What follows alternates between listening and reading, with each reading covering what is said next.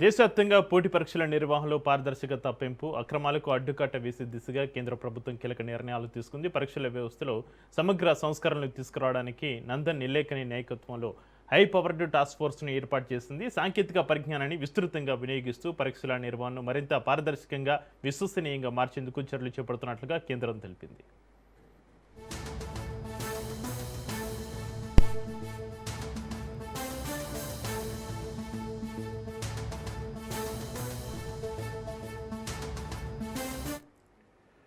మరోవైపు ప్రధాని మోడీ విడుదల చేసిన వీడియోలో విద్యార్థుల భవిష్యత్తుకు అత్యంత ప్రాధాన్యం ఇస్తున్నామని పేర్కొన్నారు. పరీక్షలో అక్రమాలకు పాల్పడిన వారిపైన కఠిన చర్యలు తీసుకుంటున్నామని, ఇప్పటికే పలువురు జైల్లో ఉన్నారని తెలిపారు. ఫాస్ట్ ట్రాక్ కోర్టులు ఏర్పాటు చేసినట్లు వెల్లడించిన ప్రధాని పరీక్షల అక్రమాలు మరింత కఠినంగా నియంత్రించేందుకు రేపు పార్లమెంట్లో కొత్త చట్టాన్ని తీసుకురానున్నట్లుగా చెప్పారు. విద్యార్థుల భవిష్యత్తును కాపాడేలా పరీక్షల విధానం పూర్తిస్థాయి పారదర్శకతతోటి ఉండాలని ప్రధాని స్పష్టం చేశారు.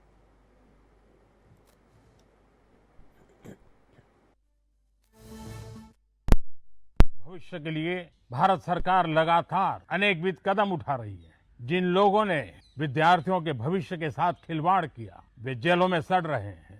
हमने फास्ट ट्रैक कोर्ट बना चुके हैं। हम कल पार्लियामेंट के अंदर भी कठोर कानूनों के प्रावधान के साथ नया कानून बनाने की दिशा में भी आगे बढ़ रहे हैं। लेकिन हमें भविष्य के लिए सोचना है। हमारी परीक्षा पद्धति विश्वस्त हो, हमारी परीक्षा पद्धति ट्रांसपेरेंट हो, हमारी परीक्षा पद्धति में सबसे ज्यादा अब टेक्नोलॉजी का उपयोग हो। इन सारी बातों को ध्यान में रखते हुए विश्व प्रसिद्ध टेक्नोलॉजी एक्सपर्ट श्रीमान नंदन निलेकनी जी के नेतृत्व में एक हाई पावर टास्क फोर्स बनाने का निर्णय किया है, जो एग्जामिनेशन रिफॉर्म की तरफ फोकस करेगा और जल्द से जल्द आने वाली परीक्षाओं की विश्वसनीयता को सुनिश्चित करने का काम इसके रिपोर्ट के आधार पर कर दिया जाएगा। बहुत बहुत धन्यवाद। ప్రహ్లాద్ జోషి కేంద్ర విద్యాశాఖ మంత్రిగా బాధ్యతలు స్వీకరించారు. బాధ్యతలు స్వీకరించిన అనంతరం ప్రధాని నరేంద్ర మోడీకి కృతజ్ఞతలు తెలిపిన ప్రహ్లాద్ జోషి విద్యారంగ అభివృద్ధికి అంకిత భావంతో పనిచేస్తానని పేర్కొన్నారు. కర్ణాటకకు చెందిన ఆయన గతంలో పార్లమెంటరీ వ్యవహారాలు, బొగ్గు గనులు, వినియోగదారుల వ్యవహారాలు, పునరుత్పాదక ఇంధన శాఖల్లో కేంద్ర మంత్రిగా సేవలు అందించారు.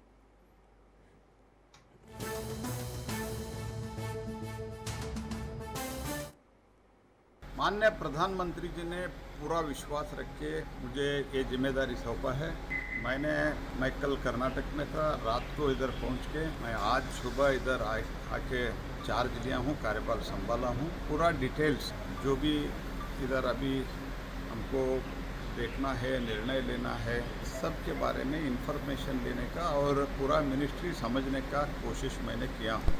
लगभग 11 बजे से हम कंटिन्यूसली मीटिंग किया है। मुझे विषय नया है, पूरा समझने के बाद डिटेल में आपसे बात करूंगा। मैंने आज चार्ज भी लिया हूं और सीनियर ऑफिसर्स पे डिटेल में बातचीत करने का कोशिश किया हूं।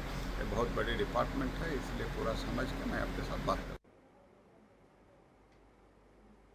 నీటి పరీక్ష నిర్వహణ, విద్యా వ్యవస్థ అంశాలపైన సీఎం రేవంత్ రెడ్డి కేంద్ర ప్రభుత్వంపై విమర్శలు చేశారు. యువశక్తి ముందు కేంద్ర ప్రభుత్వం ఓడిపోయిందని వ్యాఖ్యానించిన ఆయన నీటి పరీక్ష నిర్వహణలో కేంద్రం విఫలమైందని ఆరోపించారు. యువత ఎలాంటి ఒత్తిళ్లకు భయపడకుండా తమ హక్కుల కోసం నిలబడుతుందని సీఎం రేవంత్ అన్నారు. ఈడీ, సిబిఐ వంటి దర్యాప్తు సంస్థలను ఉపయోగించి విపక్షాలను భయపెట్టడం మోడీ ప్రభుత్వానికి అలవాటుగా మారిందని విమర్శించారు.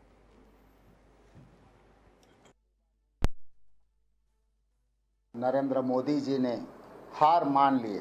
इस देश में युवा शक्ति के सामने 56 इंच छाती झुकना पड़ा। पहले वो समझते थे सबसे ताकत वाला 56 इंच छाती इस देश में, मगर अगर 2014 से इस देश के राजनीति में एक बार हम लोग देखें तो ये पहली बार नहीं है। जहाँ तक मुझे पता है मोदी जी का हार ये दूसरे बार। पहले नरेंद्र मोदी जी, भारतीय जनता पार्टी सरकार इस देश के किसानों को, मल्टीनेशनल कंपनियों को, कॉरपोरेट ओनर्स को गिरवी रखने के लिए कोशिश किया हुआ है। उसी दिन राहुल गांधी जी ने कहा संसद में, मैं गवाह हूँ, उस समय पर मैं संसद में था, नरेंद्र मोदी जी आप इस किसानों को गुलाम करवाने के लिए कोशिश कर रहा है। अदानी, अंबानी, अमेज़न जैसा कॉरपोरेट कंपनियों को किसानों का ईमानदार अब बेचना चाहता है। इस देश हर किस मानने वाला नहीं है। किसान के खिलाफ जो 3 काला कानून लागू किए वापस ले लो, मगर आप नहीं सुने, क्योंकि आप समझ रहे थे इस देश में, इस दुनिया में आप सबसे बड़ा ताकत वाला है, आपको कोई नहीं हरा सकता।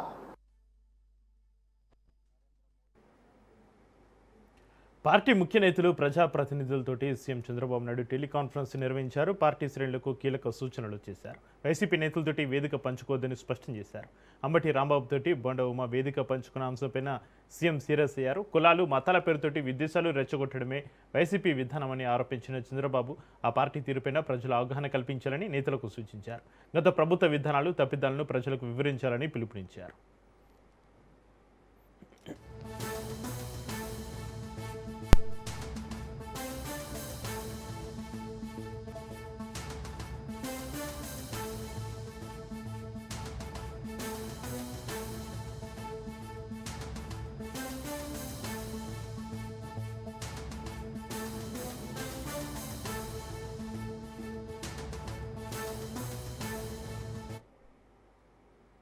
సిద్దిపేట జిల్లాలోని ప్రముఖ పుణ్యక్షేత్రం కొమరవెల్లిలో నూతన రైల్వే స్టేషన్ను కేంద్ర మంత్రులు కిషన్ రెడ్డి, బండి సంజయ్ ప్రారంభించారు.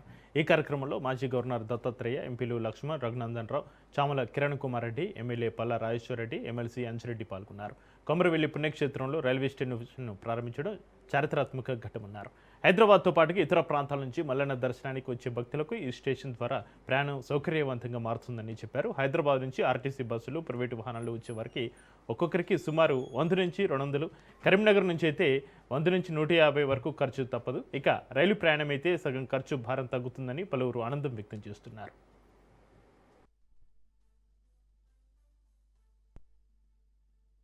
కొమరవెల్లి మల్లన్న మరి కొమరవెల్లి మల్లికార్జున స్వామి సన్నిధిలో ఈరోజు మనమందరం కూడా నూతన రైల్వే స్టేషన్ ప్రారంభించుకోవడం జరిగింది. సరిగ్గా 2 సంవత్సరాల లోపల మరి దీన్ని నిర్మాణం చేసి ఈరోజు స్వామి వారి సన్నిధిలో మరి మల్లన్న స్వామి భక్తులకు ఈ యొక్క రైల్వే స్టేషన్ ను అంకితం చేస్తా ఉన్నామన్న విషయాన్ని ఈ సందర్భంగా మనవిస్తా ఉన్నాను. ఇది తెలంగాణ నుంచి వచ్చేటువంటి భక్తులందరికీ చాలా ఉపయోగపడుతుంది.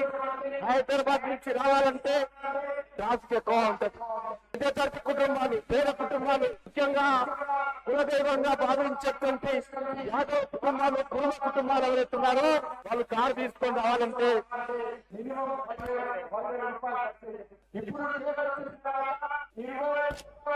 హైదరాబాద్ నుంచి కొమరవెల్లి చేరుకోవడానికి 20 రూపాయల టికెట్ కొంటే భద్రంగా ఈరోజు మీ అందరి కోరిక మేరకు లక్షలాది మంది ఆ మల్లన్న భక్తుల కోరిక మేరకు ఈరోజు రైల్వే స్టేషన్ ఇక్కడ ఏర్పాటు చేయడం చాలా సంతోషం. ఇలా 6 కోట్ల రూపాయల నిర్మాణ ఖర్చుతో, వ్యయంతో, అన్ని రకాల హంగు ఆర్భాటతో, అన్ని సౌకర్యాలతో ఈరోజు కొమరవెల్లి మల్లన్న క్షేత్రంలో ఇలా రైల్వే స్టేషన్ ను మనం ఏర్పాటు చేసుకుంటున్నాం. గత 12 సంవత్సరాల్లో తెలంగాణలో కేవలం రైల్వే నిర్మాణంతో పాటు ఇలా రీజనల్ రింగ్ రోడ్ సహా హైవేల నిర్మాణానికి 1,74,000 కోట్ల రూపాయలను ఖర్చు చేసే ప్రభుత్వం నరేంద్ర మోడీ గారి ప్రభుత్వం. కేవలం హైవేలకే కాదు, ఎయిర్పోర్ట్ల అభివృద్ధి కోసం 1,073 కోట్ల రూపాయలను ఖర్చు చేస్తున్నాం. దేశ వ్యాప్తంగా రైల్వేల అభివృద్ధి కోసం 12 ఏళ్లలో దాదాపు 23 లక్షల కోట్ల రూపాయలను కేవలం రైల్వేల అభివృద్ధికి దేశంలో ఖర్చు పెట్టే ప్రభుత్వం నరేంద్ర మోడీ గారి ప్రభుత్వం. ముఖ్యంగా రైతుల సంక్షేమమే లక్ష్యంగా కాంగ్రెస్ ప్రభుత్వం పనిచేస్తుందన్నారు మంత్రి తుమ్మల. ఉమ్మడి ఖమ్మం జిల్లాలో రైతులకు సాగునీరు, తాగునీరు అందించేందుకు సీతారామ ప్రాజెక్టు కాలువల ద్వారా చర్యలు చేపడుతున్నామన్నారు.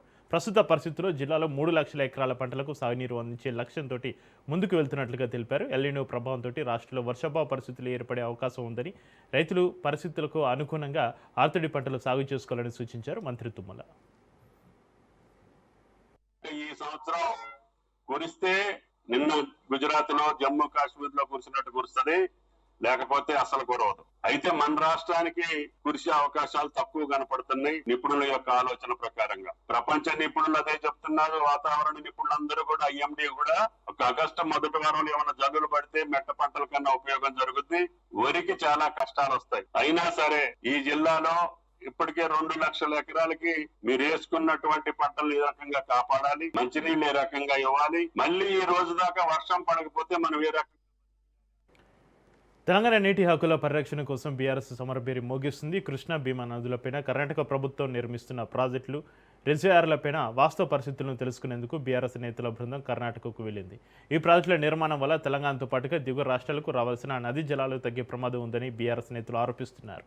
కర్ణాటక చేపడుతున్న అక్రమ నిర్మాణాల కారణంగా నదీ జలాల పంపిణీపైన తీవ్ర ప్రభావం పడుతుందని మాజీ మంత్రి శ్రీనివాస్ గౌడ్ ఆందోళన వ్యక్తం చేశారు. అందరం కలిసి పోయినాం, ఎండగట్టినాం. ముగ్గురు ముఖ్యమంత్రులు మీటింగ్ పెట్టిన తర్వాత ఏం జరిగింది, ఎందుకు పనులు వేగవంతం అవుతున్నాయి, శ్రీశైలంకు రావాల్సిన నీళ్ళల్లో కృష్ణా కన్నా ఎక్కువ నీళ్లు తుంగభద్ర నుంచి వస్తాయి. తుంగభద్రని మీరు కట్టుకుంటా పోయి అక్కడనే అడ్డుకట్టేస్తే శ్రీశైలం ఏమైపోవాలి, నాగార్జున సాగర్ ఏమైపోవాలి, పాలమూరు రంగారెడ్డి జిల్లా ప్రాజెక్ట్ ఏమైపోవాలి, కేఎల్ఏ ఏమైపోవాలి, భీమా కోయిల్ సాగర్ నెట్టే. మహబూబ్నగర్ జిల్లాకు అన్యాయం చేస్తున్న వాళ్ళని నిలదీయాలనే ఉద్దేశంతో ఈ మన రాష్ట్ర ప్రభుత్వం చేసిన కార్యక్రమాలు అట్లాగే పక్క రాష్ట్రాలు ఏం నష్టం చేస్తున్నాయి మనం అనేది ప్రజలకు తీసుకెళ్లాలి, వాటి అడ్డుకోవాలి అనే ఉద్దేశంతోనే కార్యక్రమాలు చేపట్టడం జరిగింది. మరి మీరు గతంలో చూడడం జరిగింది, ఈ రాష్ట్ర ప్రభుత్వానికి 2.5 సంవత్సరాలు టైం ఇచ్చి 2.5 సంవత్సరాలైనా పాలమూరు జిల్లా ప్రాజెక్టుల మీద కనీసం వాళ్ళు పని స్టార్ట్ చేయనందుకు పాదయాత్ర చేస్తామని అనౌన్స్ చేయడం జరిగింది. సూర్యాపేట జిల్లాలో రైతులకు సాగునీరు అందించే అంశంపైన ప్రభుత్వంపైన మాజీ మంత్రి ఎమ్మెల్యే జగదీష్ రెడ్డి తీవ్ర విమర్శలు చేశారు. కనేపల్లి పంప్ హౌస్ను వెంటనే ప్రారంభించి రైతులకు నీరు అందించాలని డిమాండ్ చేశారు. ప్రభుత్వం తలుచుకుంటే ఎలాంటి అదనపు ఖర్చు లేకుండా రైతులకు సాగునీరు అందించే అవకాశం ఉంది అన్నారు. కాంగ్రెస్ ప్రభుత్వం నిర్లక్ష్య ధోరణితోటి వ్యవహరిస్తుందని ఆరోపించిన జగదీష్ రెడ్డి రైతుల సమస్యలపైన వెంటనే స్పందించాలని కోరారు. అనుభవం లేనితనము, బాధ్యత రాహిత్యం ఈ రాష్ట్ర కాంగ్రెస్ పార్టీది, రాష్ట్ర ప్రభుత్వానికి కనబడుతుంది. ఎట్టి పరిస్థితుల్లో కూడా వెంటనే కన్నేపల్లి పంప్ హౌజులు ప్రారంభం చేయాలి, నీళ్లు అందించాలి ఈ ప్రాంత రైతులకు అని చెప్పి మేము డిమాండ్ చేస్తూ ఉన్నాం. అది గతంలో చౌటుప్పల, చిట్యాల్, నార్గట్పల్లి, నకరెక్కల్, సూర్యాపేట, కోదాళ్ల మీదుగా అమరావతికి వెళ్ళే రూట్ ఉండే. గతంలో ఎప్పుడు మాట్లాడినా అదే పద్ధతుల్లో చెప్పిండ్రు. ఈ ప్రాంత ప్రజలందరూ కూడా దానిపైన ఆశ పెట్టుకున్నారు. ఎందుకంటే ఈ ప్రాంతం బాగా అభివృద్ధి చెందుతున్న ప్రాంతం. ఇక్కడి ప్రజలకు కూడా అనంతపురం జిల్లా తాడిపత్రిలో హైటెన్షన్ వాతావరణం నెలకొంది. భగత్ సింగ్ నగర్ కాలనీలో మాజీ మున్సిపల్ చైర్మన్ జేసీ ప్రభాకర్ రెడ్డి తన అనుచరులతోటి కలిసి పర్యటించారు. ఇటీవల దాడికి గురైన మాజీ కౌన్సిలర్ కొత్తపల్లి మల్లికార్జున్ను ఆయన పరామర్శించి పరిస్థితిని అడిగి తెలుసుకున్నారు. ఇదే కాలనీలో మాజీ ఎమ్మెల్యే కేతిరెడ్డి పెద్దిరెడ్డి నివాసం ఉండడంతో ఎలాంటి అవాంఛనీయ ఘటనలు చోటు చేసుకోకుండా పోలీసులు భారీ బందోబస్తు ఏర్పాటు చేశారు. పరామర్శ అనంతరం జేసీ ప్రభాకర్ రెడ్డి తన అనుచరులతోటి కలిసి నేరుగా తన నివాసానికి చేరుకున్నారు.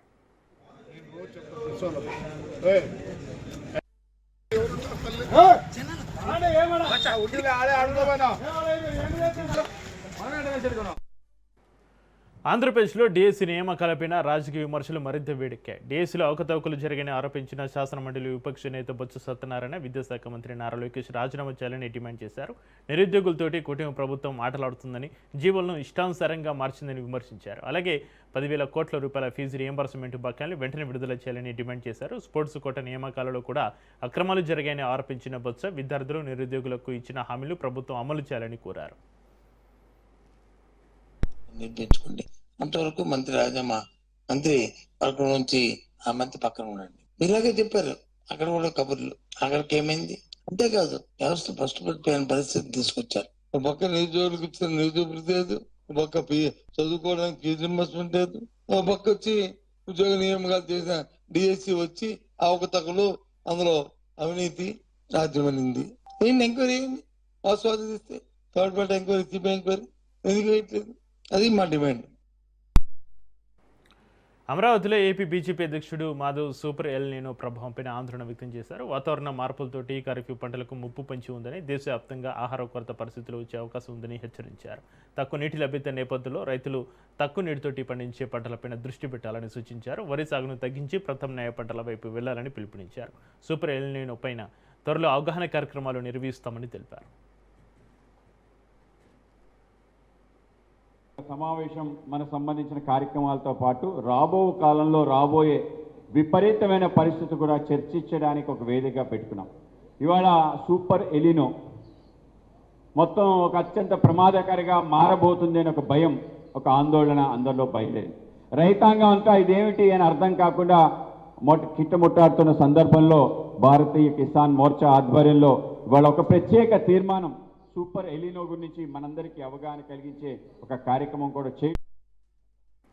ప్రతిపాడు వైసీపీ ఇన్ఛార్జి ముద్రగడ గిరిబాబు భావిద్వేగానికి లోనయ్యారు. తన తండ్రి ముద్రగడ పద్మనాభం చివరి కోరికల మేరకే అన్ని కార్యక్రమాలు నిర్వహించామని తెలిపారు. కుమార్తె క్రాంతిని బతుకు గాయం వద్దకు అనుమతించకపోవడం కూడా తండ్రి చివరి కోరికేనని స్పష్టం చేశారు. ప్రభుత్వం లాంఛనాలు వద్దు అన్నప్పటికీ కూడా పోలీసులు బలవంతంగా గార్డ్ ఆఫ్ ఆనర్ నిర్వహించారని ఆరోపించారు.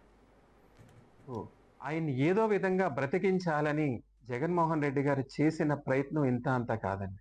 ఎప్పుడూ కూడా నాకు ఫోన్ చేసి నిరంతరం గిరి ఎలా ఉంది, ఏం కావాలి, నన్ను ఏం చేయమంటావు నాకే చెప్పడం కాకుండా డాక్టర్లతో ప్రపంచంలో ఆయనకి పనిచేసే మందు ఏ మూలన్నా తెప్పించండి, ఏ డాక్టర్ ఈయనకి నయం చేస్తాడో ఆయన రప్పించండి అని ఈసారి ప్రతి ఒక్కరితోటి ఆయన మాట్లాడుతూ అప్పటికప్పుడు మాతోనే ఉన్న జగన్మోహన్ రెడ్డి గారికి కృతజ్ఞతలండి. ఒక్క క్షణం ఉందండి, ఆ క్షణం గుర్తొచ్చిన ప్రతిసారి ఆయన పట్ల గౌరవంతో మనసు పొంగుతుందండి. మా నాన్నగారు చనిపోయినప్పుడు హైదరాబాద్ యశోద ఆసుపత్రికి పెద్ది సుదర్శన్ రెడ్డిని తరలిస్తున్నారు. గ్రీన్ ఛానల్ ఏర్పాటు చేసి పెద్ది సుదర్శన్ రెడ్డిని తరలిస్తున్నారు. పెద్ది సుదర్శన్ రెడ్డి ఆరోగ్య పరిస్థితిపైన వైద్యులు హెల్త్ బులెటిన్ విడుదల చేశారు. పెద్ది సుదర్శన్ రెడ్డి ఆరోగ్య పరిస్థితి నిలకడగా ఉందని డాక్టర్లు తెలిపారు. హార్ట్ స్ట్రోక్ తోటి ఆసుపత్రికి తీసుకొచ్చారని, హైదరాబాద్ యశోదకు తరలిస్తున్నామని తెలిపారు.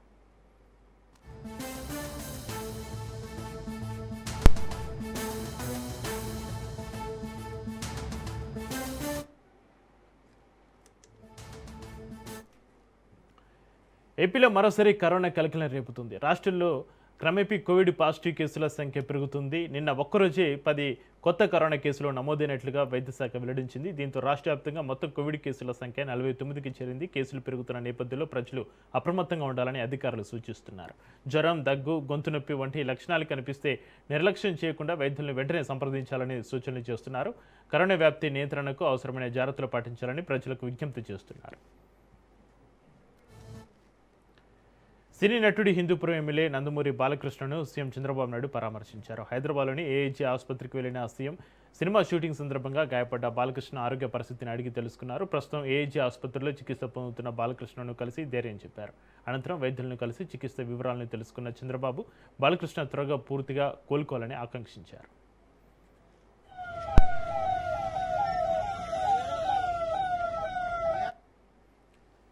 శస్త్రచికిత్స అనంతరం వేగంగా కోలుకుంటున్న ఏపీ పీసీసీ అధ్యక్షురాలు వైఎస్ షర్మిల ఎక్స్ వేదికగా తెలిపారు. ఇటీవల వైద్యులు ఆమెకు ఉదర శస్త్రచికిత్స విజయవంతంగా నిర్వహించారు. చికిత్స అనంతరం వేగంగా కోలుకుంటున్నట్లుగా షర్మిల వెల్లడించారు.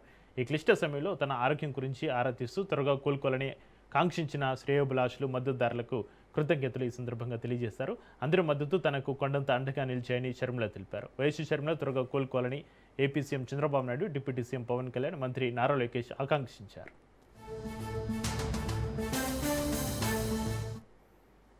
విజయవాడ ఇంద్రకీలాద్రి శ్రీ కనకదుర్గమ్మ ఆలయంలో భక్తుల రద్దీ కొనసాగుతుంది. ఒకవైపు తెలంగాణ బోనాల సందర్భంగా ఆషాఢ సారే సమర్పించేందుకు హైదరాబాద్తో పాటుగా పలు ప్రాంతాల నుంచి భక్త బృందాలు తరలి వస్తుండగా, మరోవైపు ఆదివారం కావడంతో సాధారణ భక్తుల రద్దీ కూడా భారీగా పెరిగింది. పెరిగిన రద్దీ నేపథ్యంలో ప్రోటోకాల్ దర్శనాలను తాత్కాలికంగా రద్దు చేసిన దేవస్థానం సారే సమర్పణ బృందాలకు ప్రత్యేక క్యూ లైన్లు ఏర్పాటు చేసింది. కూడా కానీ అక్కన్న మాదన్న, మిరాల మండి, సబ్జి మండి, మరి ఓల్డ్ సిటీ ప్రాంతంలో ఉమ్మడి దేవాలయాల ఆధ్వర్యంలో గడిచిన 17 సంవత్సరాల నుంచి ఇక్కడ విజయవాడ కనకదుర్గమ్మ వారికి బోనం సమర్పించడం అనేది ఆనవాయితీగా చేస్తున్నటువంటిది.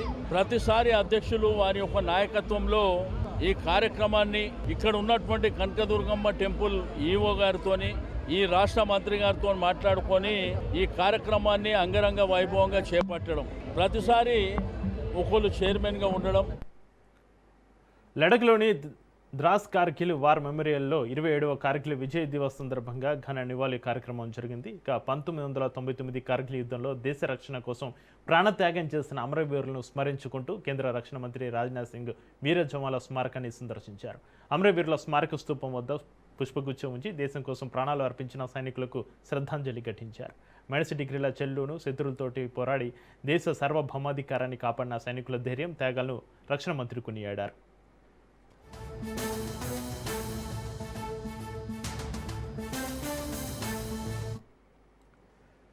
కర్ణాటక మాజీ ముఖ్యమంత్రి సిద్ధరామయ్య కీలక ప్రకటన చేశారు. 2028 అసెంబ్లీ ఎన్నికల్లో తాను పోటీ చేయబోనని వెల్లడించారు. ప్రస్తుత రాజకీయాలు అవినీతిమయంగా మారాయని వ్యాఖ్యానించిన ఆయన వయసు కారణంగానే ఈ నిర్ణయం తీసుకున్నట్లుగా తెలిపారు. 2028 నాటికి తనకు 82 ఏళ్లు వస్తాయని, గతంలో మాదిరిగా ఉత్సాహంగా పనిచేయలేనని భావిస్తున్నట్లుగా సిద్ధరామయ్య పేర్కొన్నారు. అయితే ఎప్పటికీ ప్రజల గొంతుగా నిలుస్తానని స్పష్టం చేశారు. ఎన్నికల్లో పోటీ చేయకపోయినా కూడా ప్రజా సమస్యలపైన తన పోరాటం కొనసాగుతుందని తెలిపారు సిద్ధరామయ్య.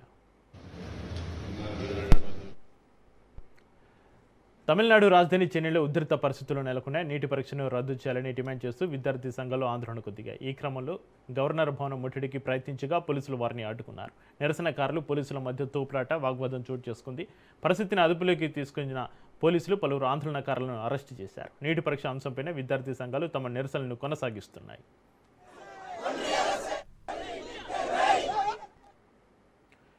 ఒకవైపు అమెరికా, ఇరాన్ ఘర్షణలతోటి పశ్చిమాసియా ఉధృత పరిస్థితులు కొనసాగుతుంటే మరోవైపు సౌదీ అరేబియా, హౌతీ తిరుగుబాటుదారుల మధ్య దాడులు ప్రపంచాన్ని తీవ్ర ఆందోళనకు గురిచేస్తున్నాయి. ఇరాన్ మద్దతు గల హౌతీ తిరుగుబాటుదారులు ఎర్ర సముద్రంలో దిగ్బంధాన్ని ప్రకటించారు. సౌదీ అరేబియాలోని అతిపెద్ద చమురు శుద్ధ కేంద్రాల్లో ఒకటైన అరామ్కో రిఫైనరీ డ్రోన్ దాడి చేశారు. రాసు తనూరులోని ఈ రిఫైనరీని కూడా లక్ష్యంగా చేసుకున్నట్లుగా హౌతీలు వెల్లడించారు. యెమెన్పైన సౌదీ జరిపిన వైమానిక దాడులకు వ్యతిరేకంగా ప్రతిదాడులు చేసినట్లుగా హౌతీలు వెల్లడించారు. యెమెన్పై దిగ్బంధనం ఎత్తివేసే వరకు కూడా ఎర్ర సముద్రంలో నౌకలను అడ్డుకుంటామన్నారు.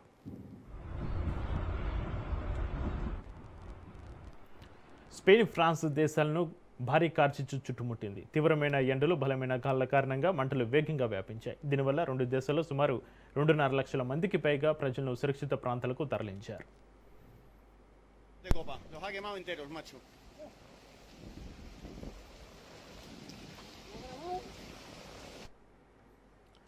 కామన్వెల్త్ గేమ్స్ 2026లో భారత్ ఖాతాలో 2వ పథకం చేరింది. పురుషుల వెయిట్ లిఫ్టింగ్ 60 కేజీల విభాగంలో మణిపూర్ వెయిట్ లిఫ్టర్ రిషికాంత సింగ్ రాష్ట్ర పథకం సాధించాడు. ఇక మలేషియాకు చెందిన అనిక్ బిన్ కాస్డెన్ 273 కేజీలు ఎత్తి స్వర్ణం సాధించగా జోషువా అముంగా 260 కేజీలు ఎత్తి కాంస్య పథకం నెగ్గాడు. ఇక తొలుత స్నాచ్ విభాగంలో 121 కేజీలు ఎత్తిన రిషికాంత క్లీన్ అండ్ జర్క్ విభాగంలో చివరి ప్రయత్నంలో 151 కేజీలు ఎత్తే క్రమంలో విఫలమయ్యారు.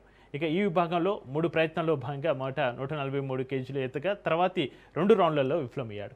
దీంతో రిషికాంత్ మొత్తం 264 కేజీలు ఎత్తి ద్వితీయ స్థానంలో నిలిచాడు. ఈ కామన్వెల్త్ పోటీలో భారత్కి ఇది 2వ పథకం కాగా తొలి రజతం ఇదే.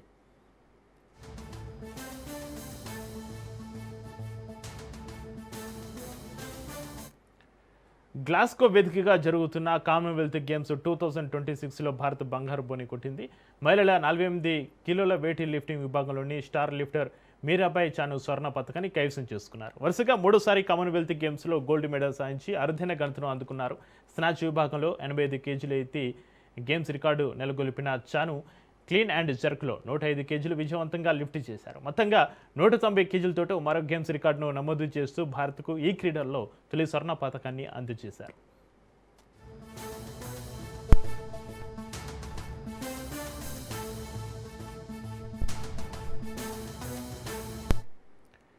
ఇవి ఇప్పటివరకు నా బులెటిన్ అప్డేట్ చూస్తూనే ఉండండి. రాష్ట్రం